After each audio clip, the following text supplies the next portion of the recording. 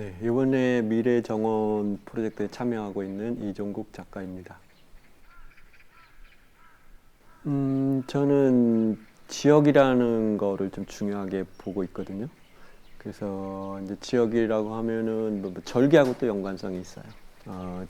똑같은 재료가 계절에 따라서 성질이 계속 바뀌기 때문에 이제 오랫동안 이제 그런 재료를 좀 지켜봐 왔는데, 시간이 지나고 나면은 전혀 이렇게 어떤 살아있는 유기체처럼 계속 이게 바뀌어요. 근데 가까이 있는 것들을 본다는 거는 좀 멀리 있는 것보다는 한 번씩 더 그걸 볼 수가 있기 때문에, 그래서 그런 재료가 이제 뭐 이렇게 시간이 지나고 나면은 이제 어떻게 보면 나한테 말을 걸기 시작한다 그럴까?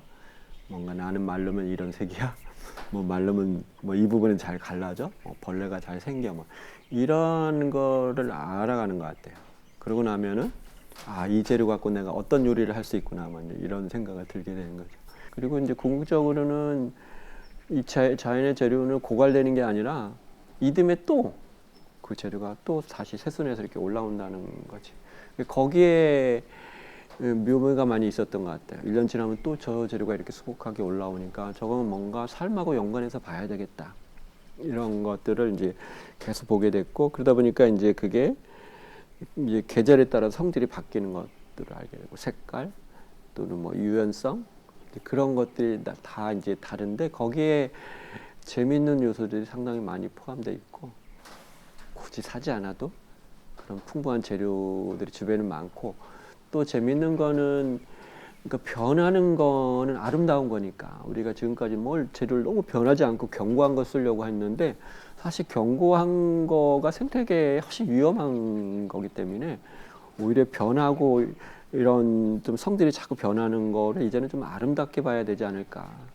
그래서 그런 재료, 다만 이제 그러려면 그런 재료가 가지고 있는 어떤 성질을 충분히 걸러내지 않으면은 자기가 생각했던 의도를 표현할 수가 없으니까, 그런 측면에서는 이제 제 주변에 있는 재료를 여러 관점에서 이렇게 볼 수 있는 게 좋고, 일단은 이제 주변에서 재료를 이제 다양한 각도에서 보는데, 뭐 특히 이제 버려지는 재료들이 많아요.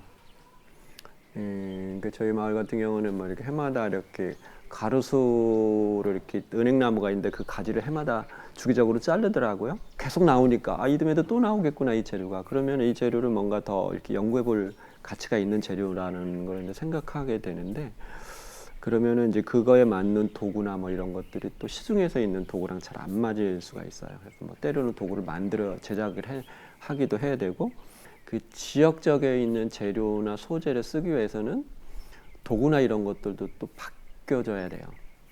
근데 지역에 이렇게 버려지는 재료들이 좀 거칠고 좀 투박하긴 하지만은, 근데 그걸 이렇게 건들고 도구나 이렇게 해서 함축해서 만들면은 독특한 지역 문화가 되는데, 지금은 점점 이제 그런 것들이 없어지는 거죠. 가공돼 있는 재료에 맞는 도구가 발달되고 막 이러니까 국적도 없어지고 재료도 이제 막 넘나다니고 막 이런 현상이 생기는데, 저는 이제 반대로 지극히, 그래서 제가 살고 있는 행동 반경 너머에 있는 재료는 잘 안 봐요. 누가 뭐 도구가 있는데 이거 가져가겠느냐고 하면은 거기서부터 일이 되는 거야. 너무 짐이 된 데든지 갖다 놓고 뭐 무게감이 되는데, 근데 이제 내가 늘 오가면서 하는 거는 뭐 거기 하나 떨어져 있으면 금방 가져오지 않아도 되잖아. 나중에 가져와도 되고 뭐 이런 문제가 생기는데, 그래서 그게 이제 넘치고 모자라는 거. 그러니까 자연에 있는 재료를 쓴다는 거는 더하기 빼기인 것 같아요.